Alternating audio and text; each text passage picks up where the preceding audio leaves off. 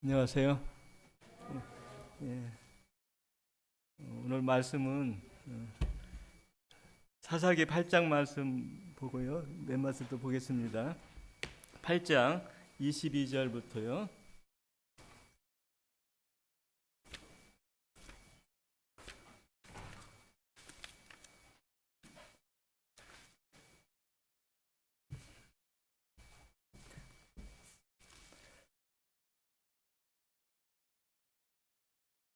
저랑 교도하겠습니다. 저번 그 형제 같이 같이 교도하겠습니다. 22절부터 32절까지입니다. 때에 이스라엘 사람들이 기드온에게 이르되 당신이 우리를 미디안 손에서 구원하셨으니 당신과 당신의 아들과 당신의 손자가 우리를 다스리소서.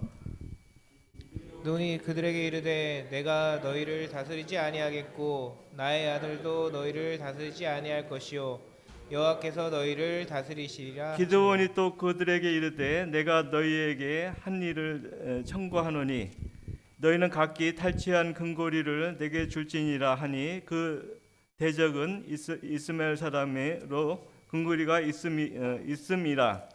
무리가 대답하되 우리가 즐거이 드리리이다 하고 겉옷을 펴고 각기 탈취한 귀고리를 그 가운데 던지니 기드온의 정함과 금고리의 중수가 금 1,100세겔이요 그 위에는 또 세 달 형식의 장식과 폐물과 미디안 왕들이 입었던 자색 의복과 그 약대복에 둘렸던 사슬이 있었더라. 기드온이 그 금으로 에봇 하나를 만들어 자기의 성읍 오브라에 두었더니 온 이스라엘이 그것을 음란하게 위함으로 그것이 기드온과 그의 집의 올무가 되니라. 미디안이 이스라엘 자손 앞에 복종하여 다시는 그 머리를 들지 못하였으므로 기드온이 사는 날 동안 40년에 그 땅이 태평하였더라. 요아스의 아들 여룹바알이 돌아가서 자기 집에 거주하였는데 기드온의 아내가 많으므로 몸에 낳은 아들이 70인이었고 세겜에 있는 그의 첩도 아들을 낳았으므로 그 이름을 아비멜렉이라 하였더라. 요아스의 아들 기드온이 나이 많아 죽음에 아비에셀 사람 오브라에 있는 그 요아스의 묘실에 장사하였더라. 예, 우리 기드온의 300 용사는 너무 잘 알려진 얘기인데요. 13만 5천 명 그 적군이 미디안 사람 이렇게 350명이 와가지고 13만 5천 명이 왔는데 300명을 용사를 택해가지고 죽은 얘기는 너무나 잘 알려진 사실입니다. 그래도 우리 같이 아주 평범한 사람이었잖아요. 소심하고 그 하나님이 나타낸데도 불구하고 그 자꾸 기적 그 하나님의 기적을 요구해가지고 하나님이 그 기적을 보여주셨거든요. 양털 같은 것도 그렇고, 그다음에 직접 나타나서 반석에서 불이 나와가지고 그가 집에서 이제 아끼던 그 곡식 그 염소 새끼를 한 마디 가지고 이렇게 왔는데 죽을 갖고 왔는데 그걸 반석 위에 쏟으니까 그 당시 이제 굉장히 그 먹고 살기 힘들 때였잖아요. 다 곡식 이렇게 생기면 적군이 와가지고 다 이렇게 탈취해 가니까 그런데 집에서 그냥 그 한 달 정도 이렇게 그 곡식을 가지고 빵을 만들어 왔나 봐요. 죽어서 갖고 왔나 봐요. 왜 그러냐면은 혹시나 한 사람이니까 얼마나 먹겠어요, 그죠? 이렇게 대접하면은 그러니까 남으면 집에 가져가지고 집안 식구들 대접해가지고 이렇게 했는데 덜렁 그냥 바위에 쏟으라가지고 쏟으니까 반석에서 불이 나가지고 어찌 됐습니까? 그 재물들 다 태웠잖아요. 그래서 하나님이 그 기드온을 부르실 때 아주 특별하게 아주 그 하나님의 임재를 직접 나타내 주셔서 불러서 결국은 그 말씀을 계속 순종해가지고 300명의 용사를 가지고 그 13만 5천 명을 물리친 사람이 기드온이거든요. 이건 아주 인류 역사상 이런 그 전쟁에서 승리한 장수가 없어요. 근데 놀라운 것은 우리가 성경을 보면 하나님의 영, 하나님이 신이 임했을 때, 성령이 임했을 때 그가 승리를 할 수 있었다 이렇게 나오거든요. 그래서 승리를 했습니다. 근데 이제 여기 8장 27절 이후에 보면 이제 승리를 하니까 어떻게 됩니까? 이스라엘 사람들이 평화를 원하잖아요. 그 안정을 원해서 어떻게 했습니까? 기드온에게 이렇게 얘기했어요. 우리 기드온님, 사사님, 모르겠어요. 사사님이라 부른지 모르겠어요. 장군님 이렇게 불렀겠죠. 우리 장군님께서 이 미드안 성에서 우리를 구원하셨으니까 당신뿐만 아니라 당신 아들, 자식들, 아니면 손자까지. 그런데 그 기드온이 70명의 정실 자손이 있고 한 명이 첩이의 후손이 나오거든요. 근데 이제 이름 정실 자손 중에 여델 이름 딱 한 명이 나와. 여델. 그 나머지 이름은 몰라요 누군지. 그런데 그 아들과 손자가 우리를 이렇게 다스려 달라고 하니까 기드온이 어떻게 했습니까? 23절에 보니까 나는 못하고 누가 다스린다 했습니까? 여호와께서, 하나님께서 너희를 다스린다 이렇게 했습니다. 얼마나 아름다워요. 그런데 여기 보면 24절, 25절, 26절에 보면은 기드온이 마음 가운데 있었던 것이 있었나 봐요. 무슨 마음이 있었어요? 뒤에 보면 에봇을 만들었잖아요. 에봇. 근데 에봇은 그 당시 그 모세 시대 때부터 이어졌던 것이잖아요. 제사장 겉옷이잖아요. 장수 이렇게 네 가지 그 실로 해가지고 장식물로 해가지고 제사장이 이렇게 대제사장이 입었던 옷인데, 뒤에 보니까 금으로 뭐요? 금을 가지고 그 27절에 보니까 에봇을 만들었다 이렇게 나옵니다. 근데 금이 얼마냐면 제가 이렇게 계산해 보니까 여기 보면 26절에 보면 금 1,700세겔 나오죠. 1,700이죠. 세겔이요. 이게 1세겔은 얼마입니까? 11.4g. 그러니까 이걸 키로로 계산해 보니까 약 20kg. 금 20kg면 얼마나 하겠어요? 돈으로 따지면? 굉장하겠죠. 엄청난, 우리나라로 따지면 엄청난 양의 그 돈이 될 거예요. 근데 이걸 20kg짜리 옷을 이렇게 에봇을 만들었을 때 얼마나 화려하고 귀하고 사람이 보기에도 신기할 거 아니에요. 근데 이게 되려 이스라엘 사람들이 이게 여기에 생겼다는 거예요. 그러니까 이거 아주 그냥 우상 덩어리로 남아 있어 가지고 이들이 어디에 갔습니까? 어디에 뒀다고 나옵니까? 여기 보면 27절에 어디에 나옵니까? 기드온의 고향이 어디예요? 오브라 나오죠. 오브라. 이 오브라에서 뒀다고 나옵니다. 근데 그 당시 이스라엘에 성막이 있었거든요. 성막이 여전히 있었어요. 다윗 시대 때까지 있었어요. 근데 다윗 시대 때 있었는데 이 오브라에 있지 않았거든요. 오브라에 있지 않았는데 그 다윗이 그 모세 시대 이후에 여호수아 이후에 그 성막을 그들이 둔 곳은 이곳이 아니거든요. 근데 그곳이 아니었기 때문에 이곳은 그 개인적으로 자기 나름대로의 그 뭐라고 하죠? 그 성막 비슷하게 제사장 같이 비슷하게 그런 제도를 시작한 것 같아요. 그러면 문제가 생기죠. 어떤 문제가 생깁니까? 우리가 이 당시 쉽게 말하면 오늘 하나님이 교회에 와서 성경을 중심으로 해서 우리가 성경 말씀을 나누고 또 교제하고 우리가 이렇게 가르침을 받고 또 준수했을 때 뭐가 있습니까? 하나님이 함께 하시잖아요. 그런데 여기 보면 가짜 신전이죠. 가짜 성전이에요. 이 가짜가 머문 곳에서는 뭐가 판칠까요? 이건 뭐 하나님의 말씀은 뭐 여호와의 말씀 그 당시 모세 율법은 저리 가라 해가지고 나름대로의 어떤 자기 어떤 교리가 쓰고 이렇게 했겠죠. 쉽게 말하면 오늘날 이제 그 예수님 말씀 하나님의 말씀을 제껴놔 가지고 이렇게 가는 곳이 많이 있지 않습니까?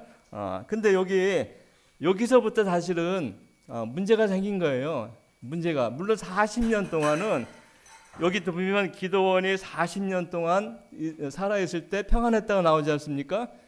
그런데 40년 뒤에 보면 죽고 나자보자 문제가 생겼어요. 근데 기드온이 이 성경 말씀에 보면 애봇만 만든 것이 아니고 뒤에 보면은 31절에 30절에 뭐라고 나옵니까? 기드온이 아내가 많음으로 70명을 낳았다 그러면 뭐 아무리 많이 낳아도 뭐 제가 듣기에는 뭐 25명 뭐 40명까지 나긴 낳더라고요. 아프리카에 보니까 쌍둥이 한 번에 3명 4명 해가지고 3, 40명도 이렇게 낳는데 뭐 우리 상식으로는 70명을 낳을 수가 없잖아요. 그래서 뒤에 보니까 뭐라고 나옵니까? 아내가 많음으로. 그러니까 이게 이제 성경 말씀 우리가 그 하나님 말씀의 일부 일처잖아요. 근데 이 당시만 하더라도 이것이 이제 일반적으로 됐나 봐요. 그러니까 70명이 낳고 이게 이제 쉽게 말하면 본처의 본처, 정실 자손, 정실. 그다음에 뒤에 보면 31절에 보면 첩이 낳았다. 후실이라도 후실. 예, 후실. 그러니까 정실은 결혼을 해서 낳은 아들이 자녀가 70이고 그다음에 딸도 안 나왔어 보니까 딸은 언급이 안 되죠. 아들만 나오잖아요. 딸까지 따지면 뭐 100명도 훨씬 넘겠죠. 그다음에 후실 자손 그 첩에서 난 아들은 첩은 뭐냐면 결혼을 하지 않는 상태에서 이렇게 세겜에서 그 기드온이 이렇게 아기를 낳나 봐요. 그러니까 사실 아버지는 같은데 결혼을 했느냐 안 했느냐에 따라서 정실 그 자손이 되고 후실 첩이 자손이 돼 가지고 그 어떻게 됐습니까? 그 첩의 자손의 이름이 뭐예요? 특히 나온 것이 31절에 보면 뭐라고 나옵니까? 아비멜렉이에요. 아비멜렉.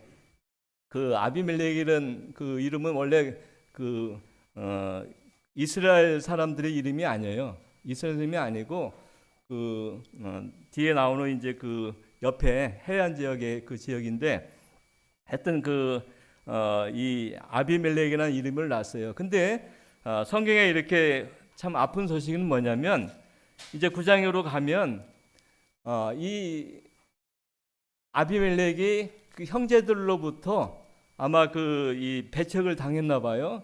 배척 당했다는 얘기는 무슨 말이겠어요? 이제 아무리 그 기드온이 부자가 되고 땅을 소유하고 이렇게 해도 재산 문제가 생길 거 아니에요. 옛날에는 땅으로 이렇게 결혼하면 땅을 줬잖아요. 우리는 뭐 자식 나면은 뭐 지금 뭐 아들 딸 할 때 결혼할 때 힘들잖아요. 그러니까 우리가 이 당시에도 아마 마찬가지로 땅을 줘야 됐잖아요. 땅을 줘야 되니까 이제 배척을 당하니까 어디 갔습니까? 자기의 어머니 집안으로 이제 쫓겨난 것이 이제 9장의 얘기인데 9장은 아주 슬픈 얘기예요. 슬픈 얘기는 뭐냐면 이 70명의 아들을 아비멜렉 후실 나온 아비멜렉이 한 바위에서 다 쳐서 죽였어요. 근데 어떻게 죽였냐면 그 당시 뒤에 보면 바알 부올이 나오거든요. 그 사람들이 바알 부올 8장 34절에 보면은 이 산당이에요. 이 바알 부올이 뭐냐면은 쉽게 말하면 바알 산당이에요. 바알. 그 당시 바알이 그 당시 굉장히 가나안 땅의 우상 신이었지 않습니까? 그게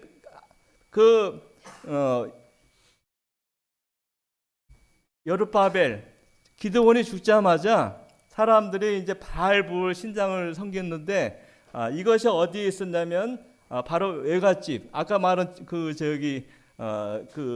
아비멜렉 외삼촌에 있는 집 그러니까 외갓집에 이것을 세웠다는 말이에요. 근데 이곳에서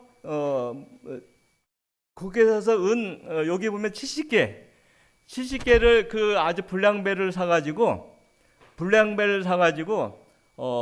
나중에 어떻게 했냐면은 이 돈을 가지고 아까 배다른 형제를 70명을 한 바위에 죽였다는 얘기인데 왜 은 70개일까요?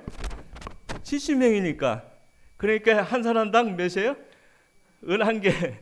은 한 개면 얼마나 비싸겠어요.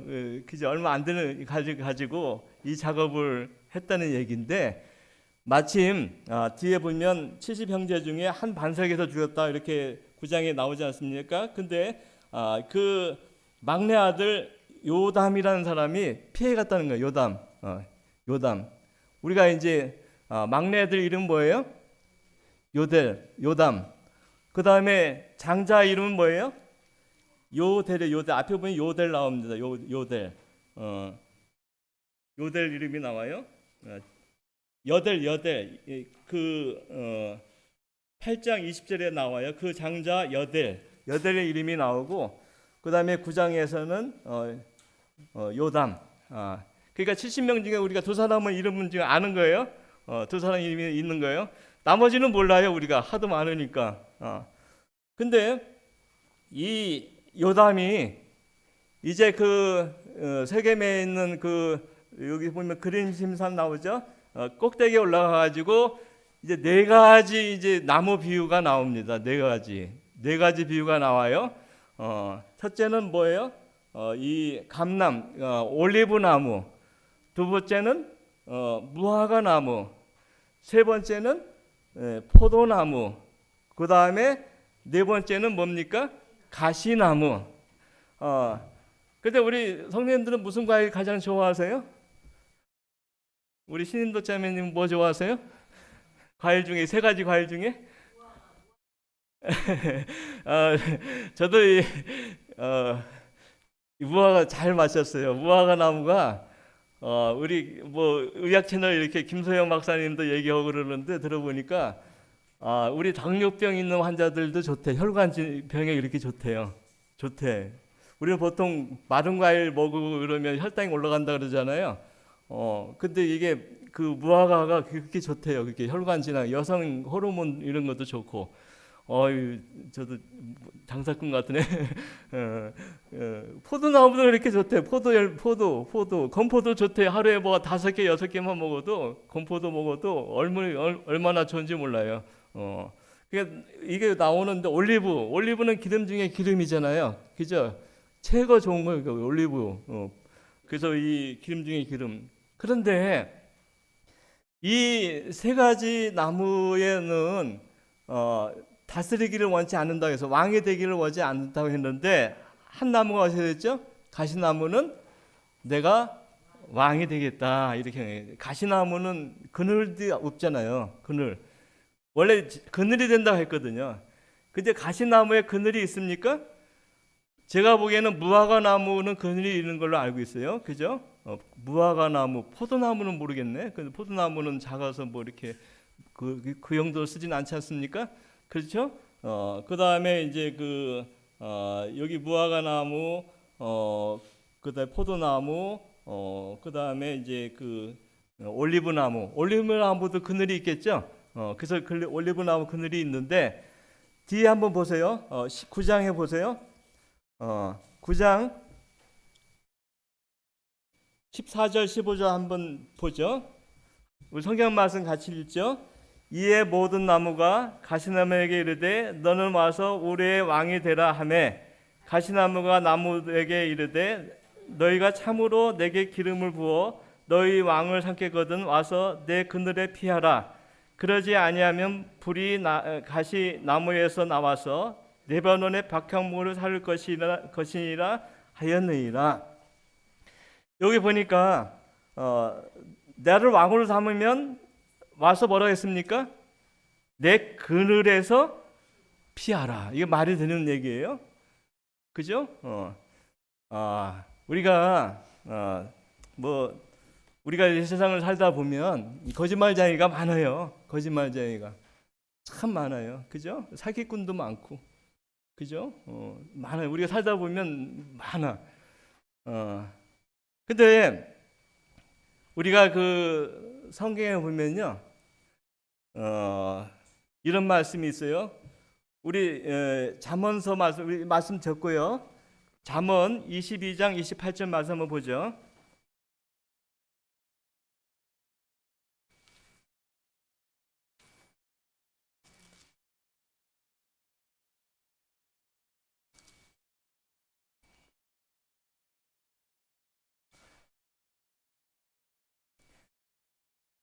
같이 크게 읽어보죠. 너 선지에서 온 옛 지계성을 옮기지 말지니라. 그 다음에 23장 10절. 옛 지계석을 옮기지 말며 애로운 자식의 밭을 침범하지 말지어다. 왜 지계석이 필요했을까요? 옛날에 지계석 뭐냐면 이렇게 말뚝 같은 거나 아니면 돌 같은 거 세워가지고 뭘 표시하는 거예요? 땅 경계를 표시하는 거예요. 그렇잖아요. 그래서 우리가 몰래 그냥 옛날 같았으면 돌을 살짝 옆으로 옮기면 내 땅이 넓어지기도 하고 어떻게 좁아지기도 하고 이렇게 있었겠죠. 그러니까 증인을 세웠겠죠. 그 당시 마을에 장로님을 세워가지고 장로님한테 제사장한테 보여가지고 원래 이 자리가 이 우리 땅이요. 저 앞에 이렇게 서 있으면 저 나무가 보이고 뒤에는 큰 산이 보이고 개똥이네 집도 보이고 그래가지고 이 지계석이 여기 서 있는데 이거 옮기면 안 되잖아요. 그러겠죠? 그래가지고 이 지계석을 딱 이렇게 박아놨는데 힘이 센 사람이 어떻게 옆으로 옮겨버려. 그래가지고 법원에 가가지고 이겨버려. 승소해버려. 그럼 어떻게 돼? 어느 날 갑자기 땅이 쪼그라지는 거예요. 그죠? 그러니까 이 옛 지계석, 조상 때 세운 지계석을 옮기지 말라 이렇게 나와요. 근데 지계석이 뭘까요? 가만히 보면 생각해보면 뭐가 있을까요? 응? 저는 이 지계석을 이렇게 보면 제가 볼 때는 하나님의 오늘날 따지면 하나님의 말씀이 아닌가 하는 생각을 가져요. 그죠? 우리가 하나님의 말씀은 변하지 않잖아요. 그런데 어떻게 됐어요? 오늘날 누가 바꿨어요? 오늘날 교회가 바꿨어요. 교회만 바꾼 게 그중에 나도 바꿨다는 얘기예요. 그죠? 나도 그냥 살며시 하나님의 말씀을 옆으로 이렇게 제껴놨어요. 그래서 내가 내 방식대로 살아가는 거예요. 나의 방식대로.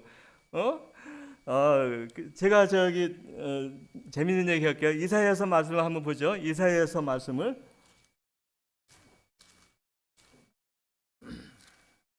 이사야서 앞에 보면요. 3장에 보면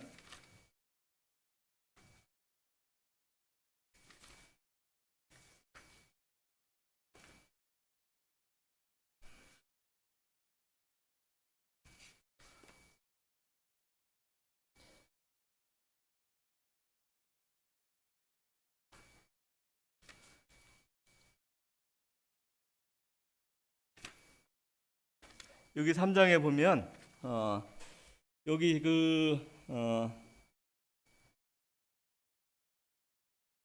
16절 한번 보죠.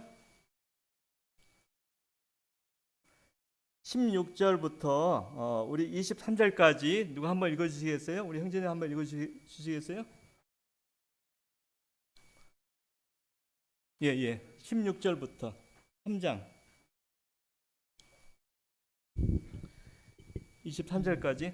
여호와께서 또 말씀하시되 시온의 딸들이 교만하여 느린 목 정을 통하는 눈으로 다니며 아기작거려 걸으며 발로는 쟁쟁한 소리를 낸다 하시도다. 그러므로 주께서 시온의 딸들의 정수리에 딱지가 생기게 하시며 여호와께서 그들의 하체가 드러나게 하시리라. 주께서 그날에 그들이 장식한 발목 고리와 머리의 망사와 반달 장식과 귀고리와 팔목고리와 얼굴 가리개와 화감과 발목 사슬과 띠와 향압과 호신부와 반지와 코고리와 내복과 겉옷과 목도리와 손주머니와 손거울과 세마포옷과 머리수건과 너울을 제하시리니. 자, 여기 이제 시온의 딸들이 이렇게 하는 그 치장을 얘기하고 있잖아요. 근데 여기 저는 그 16절에 보니까 다른 건 이해가 가는데 아기죽거려 행하며 이렇게 말 이해 가세요? 우리 말인데 아기죽거린다. 무슨 말일까요? 아기죽거려 행한다. 누가 아시는 분 계세요?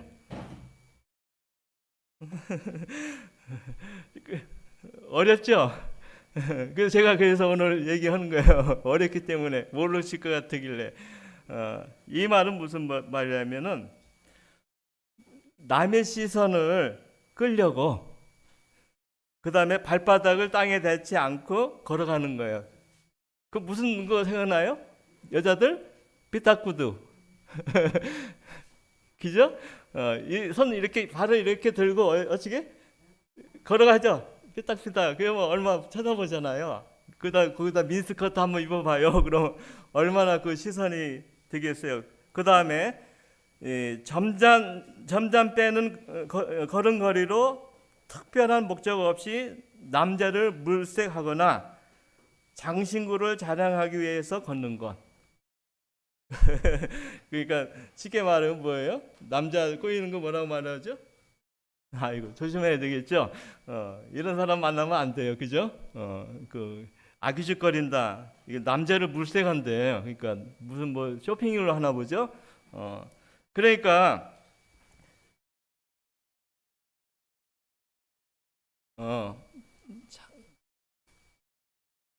찾기를. 자 여기 이 아주 잘난 척하는 사람을 말하는 그죠? 잘난 척하고 시선을 끌고 그러니까 자기 중심을 이렇게 하잖아요. 근데 이사야 시대만 하더라도 이사야 얼마나 훌륭한 선지자예요. 또 히스기야 왕도 있었고 얼마나 좋은 왕이 있었어요. 그런데도 불구하고 그 이스라엘 백성들이 여인들이 이렇게 갔다는 거예요. 그 다음에 잠언 8장 13절 말씀 보죠.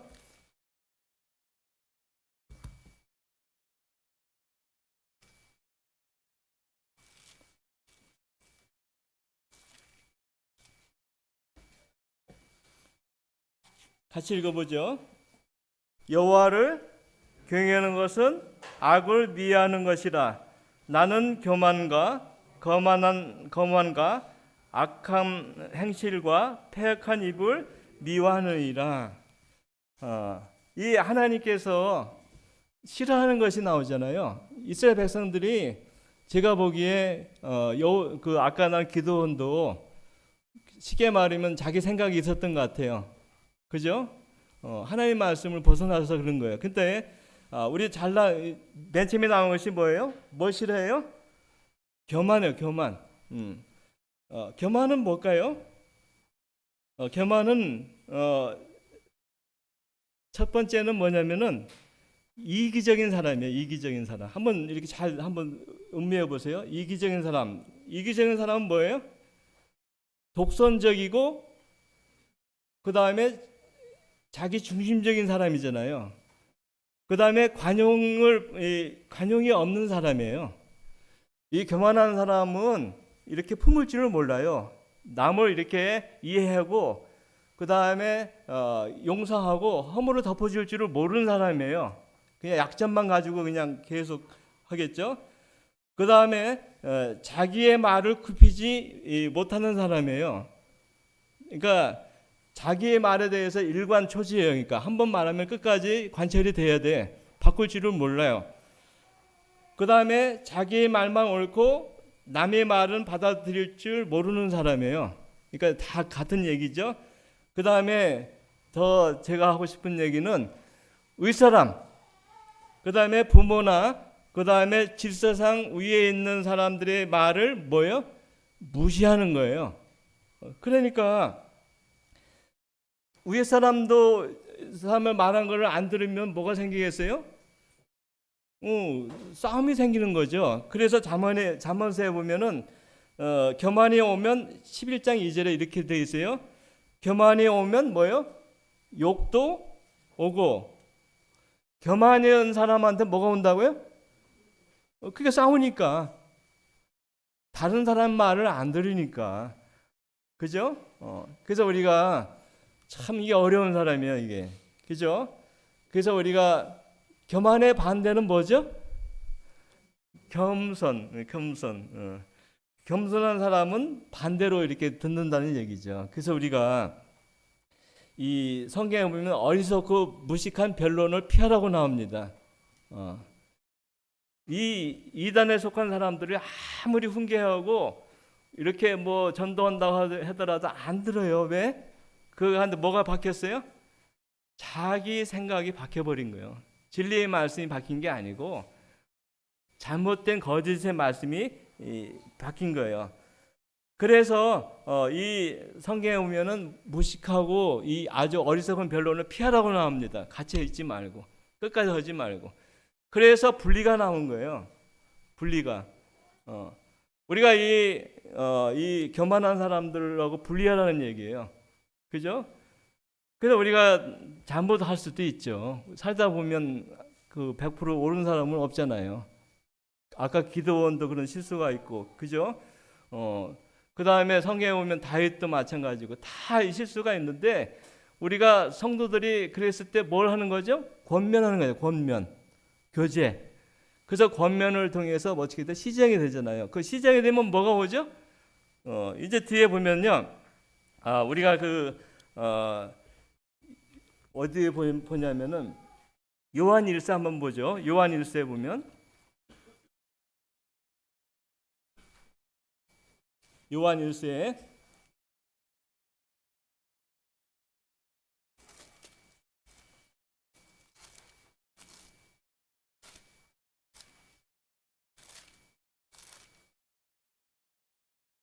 8절부터 10절까지 누가 읽어주시겠어요? 같이 읽어보죠. 만일 우리가 죄 없다 하면 스스로 속이고 또 진리가 우리 속에 있지 아니할 것이요 만일 우리가 우리 죄를 자백하면 저는 미쁘시고 의로우사 우리 죄를 사하시며 모든 불의에서 우리를 깨끗게 하실 것이요 10절 만일 우리가 범죄하지 아니했다고 하면 하나님을 거짓하는 자로 만드는 것이니 또한 그의 말씀이 우리 속에 없느니라. 예. 우리 성도님들한테 한번 질문을 해볼게요. 자백했다, 자수했다.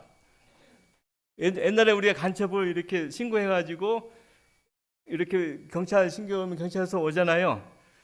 그래서 손 들어 하면서 할 때 그냥 저항하고 하는 사람도 있고 간첩 중에 어떻게 뭐 하는 사람도 있어요?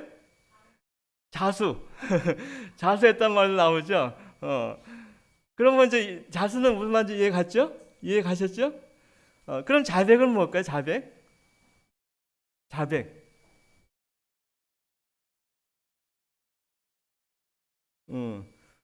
누가 하는 거예요?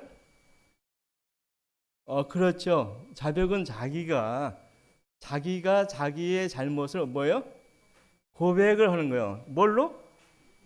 입으로. 마음에서 나온 거 입으로 나오겠죠. 그래서 여기 이 자백은 법률 용어예요. 이게 어떻게 해석하냐면 말하냐면 사실을 시인하는 거예요. 시인하고 행위를 범죄한 사실을 인정하는 것이에요. 근데 여기서 성경에 그 용어가 나오거든요. 만약 세 번 나오죠. if 영어로는 if예요. 너희가 만약 죄 없다고 하면 뭐예요? 그 사람은 뭐예요?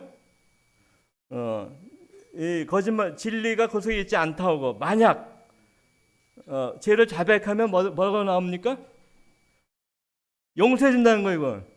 이거는 우리가 교도소 1년 2년 사는 것이 아니고 어떻게 돼? 즉시 이렇게 어떻게 돼? 해방시켜 주는 거야 이게. 그러니까 우리가 교회에서 어떤 조건을 달잖아요. 당신 잘못했어. 아니면 이런 사람 나오잖아요. 그러면 이 사람이 교회에서 징계를 할 수 있잖아요. 근데 징계를 하고 나면 이 사람이 깨닫고 그걸 뉘우치고 그러면 기간을 6개월, 1년 이렇게 텀이 필요할까요? 아니면 즉시 우리가 마음에서 나오는 것이 진실하다 그러면 우리가 거기에서 놓여질 수 있을까요? 6개월? 1년? 성경에 그런 말은 없어요. 돌아서면 즉시. 그러니까 우리가 그 교회 행정하시는 분들이 우리가 이렇게 성경 말씀을 잘 이해를 해야 되는 거예요. 그러니까 우리가 참 얼마나 귀해요. 삭개오가 회개하고 돌아왔을 때 어떻게 했어요? 주님이 너도 아브라함 자손이다 이렇게 했지 않습니까? 그 다음에 침례 요한한테 사람들이 침례 요한한테 세례를 받으러 왔잖아요. 그죠? 근데 어떻게 됐어요? 그들이 자기 죄를 누구한테 고백했어요? 요한한테 고백했을 때 요한이 뭐 했습니까? 침례를 물속에서 덤붕 들어가게 해놓으면 그들의 죄가 누구한테 옮겨갔어요? 세례 요한한테 옮겨갔잖아요. 그렇죠? 세례 요한한테 옮겨가지고 예수님한테 나중에 다 옮겨갔거든요. 옮겨갔어요. 그러니까 이 회개, 자백 같은 맥이거든요. 용어만 다르죠. 그러나 이것은 회개라는 것도 즉시에 이루어지는 거예요. 우리가 나의 죄를 했을 때 태도를 바꾸는 거거든요. 그래서 여기 보면 이 그 말씀이 나오고요. 그 다음에 한번 말씀을 한번 보죠. 오늘 시편 말씀 한번 보죠. 시편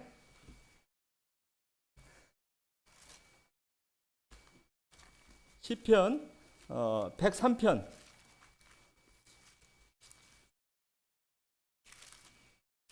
이 다윗의 시예요. 다윗의 시인데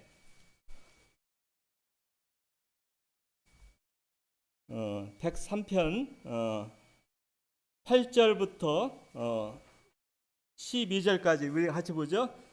여호와는 자비로우시며 은혜로우시며 노하기를 더시하시며 인자하심이 풍부하시도다. 9절 항상 경책지 아니하시며 노를 영원히 품지 아니하시로다. 그러니까 노를 영원히 품지 않는다는 것은 이스라엘 백성들이 아까 사사기에 나온 사람들이 나중에 죄를 뉘우치고 핍박을 당하고 곤란 당하니까 뭐 했어요? 하나님께 손들었잖아요. 그러니까 하나님이 고민이 되는 거예요. 이 이스라엘 민족들을 계속 그 적군에게 이렇게 고통을 당하게 할 수 없잖아요. 그죠? 그러니까 그들이 뉘우치고 자백하고 용서를 구할 때 하나님 누굴 보냈어요? 사사를 보내신 거예요.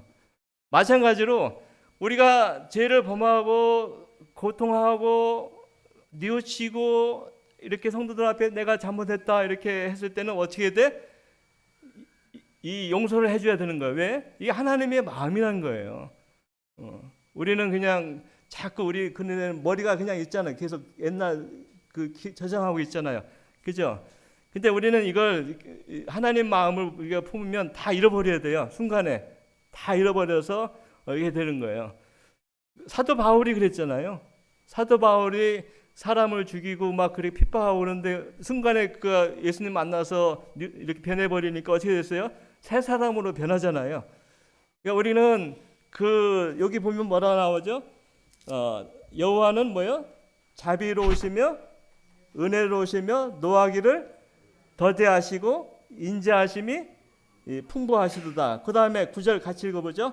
항상 경책지 아니하시고 노를 영원히 품지 아니하시로다. 그 다음에 10절에 우리의 죄를 따라 처체하지 아니하시며 우리의 죄악을 따라 갚지 아니하셨도다. 그래서 여기 아주 그 다윗의 시인데 그 동이서에서 뭔가 우리 죄를 옮겼다고 이렇게 나오지 않습니까? 그러니까 다윗이 굉장한 걸 깨달은 것 같아.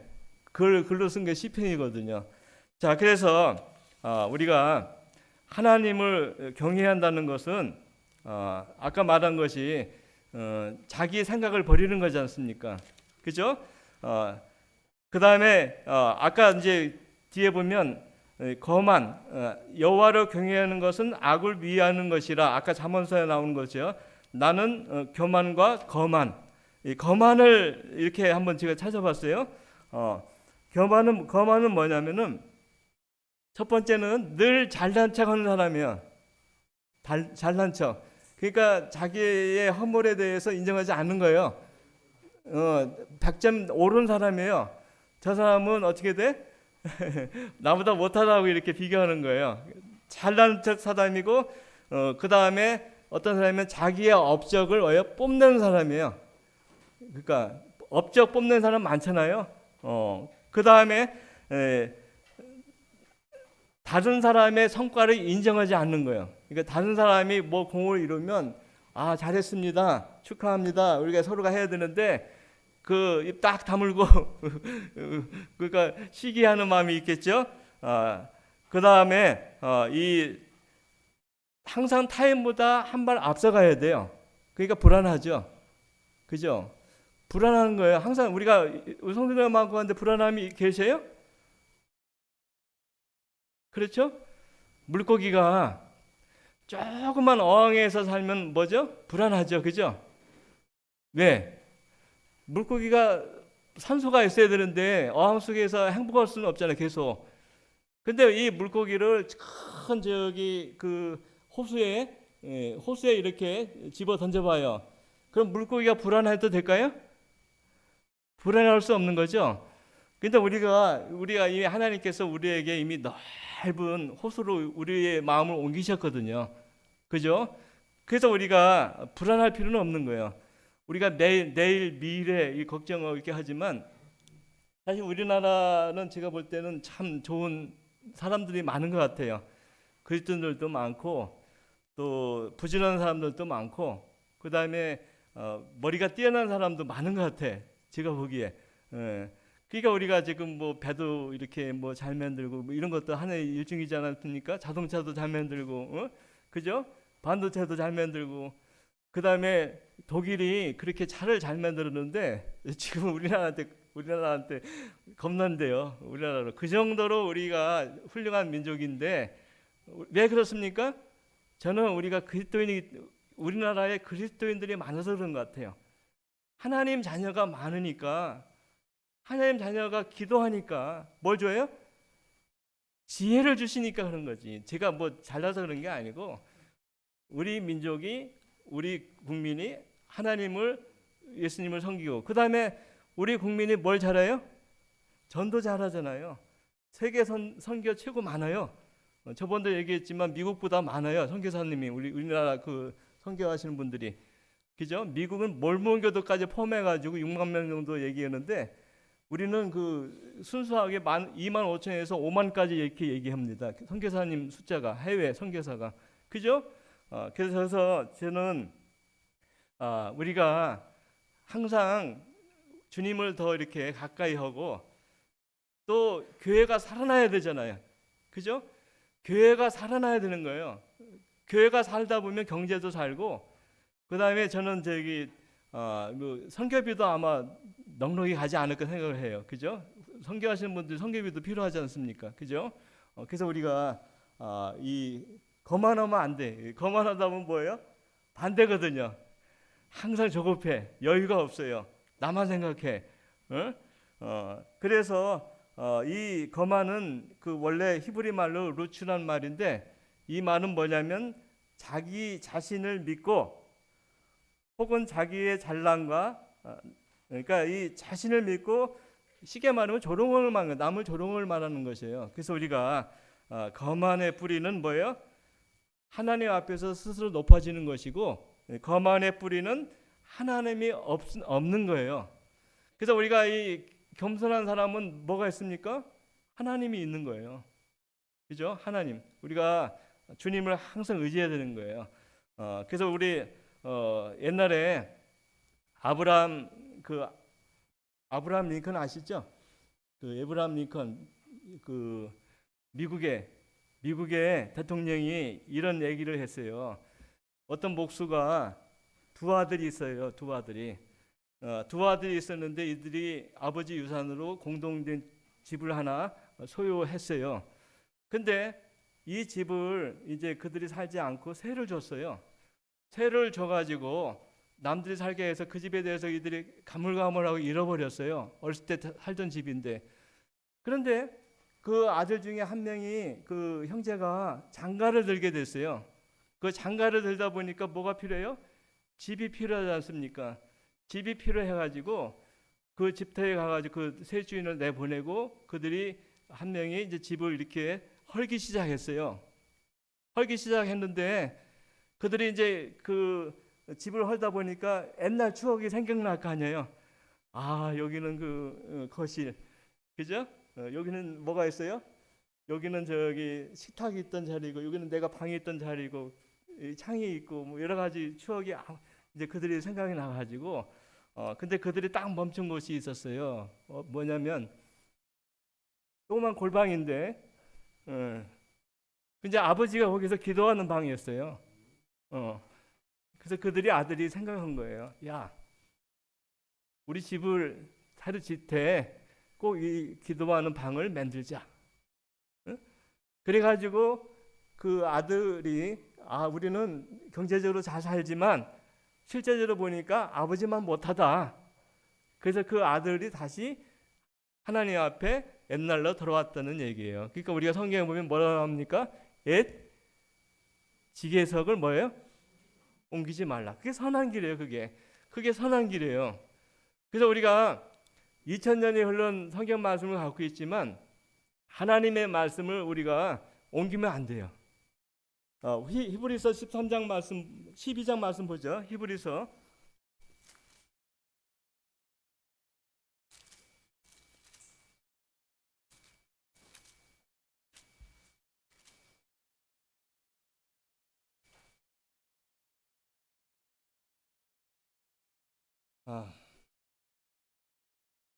5절 6절 한번 크게 읽어보죠.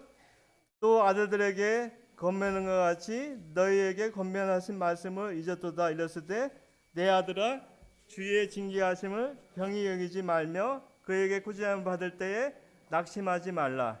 주께서 그 사랑하신 자를 징계하시고 그의 받으시는 아들마다 책짓질 하심이라.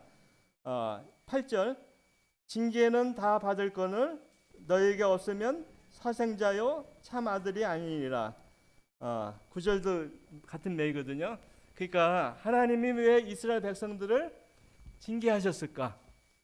왜 그들을 적군의 손에 노략을 당하게 하셔가지고 기도는 곡식 이것도 뺏기고 가축도 뺏기고 굴에서 그냥 타작하는 마당 돼가지고 포도도 춤에서 왜 그가 밀을 타작했어야만 됐을까? 왜 그랬습니까? 옛날에 그 이스라엘 백성들이 모세와 하나님의 그 여호수아와 이런 하나님의 말씀을 버려서 어떻게 돼? 우상을 섬기고 그 길로 갔으니까 하나님께서 적군을 통해서 노략거리를 당하게 하셨을 때 고난을 당하니까 이스라엘 백성들이 뭐가 나옵니까? 하나님 앞에 부르짖었다 나옵니다. 부르짖었다고 나와요. cry out. 그 부르짖는 거예요. 아버지, 하나님 아버지, 우리가 잘못했어요. 우리가 주변에 7가지 그 10장에 보면 7가지 우상이 주변에 여기에 그 우상 덩어리가 나오거든요. 이 우상 덩어리를 우리가 섬겼습니다. 하나님, 우리가 잘못했어요. 돌아왔을 때 하나님 어떻게 했어요?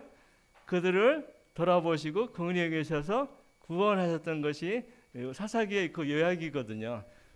우리 혹시 우리가 이런 일들을 우리가 기억하시면서 우리 교회도 다시 옛날 길로 갔으면 좋을 것 같아요. 그죠? 새로운 길이 아닌 그 성경 속으로 돌아가자는 얘기죠. 이상입니다.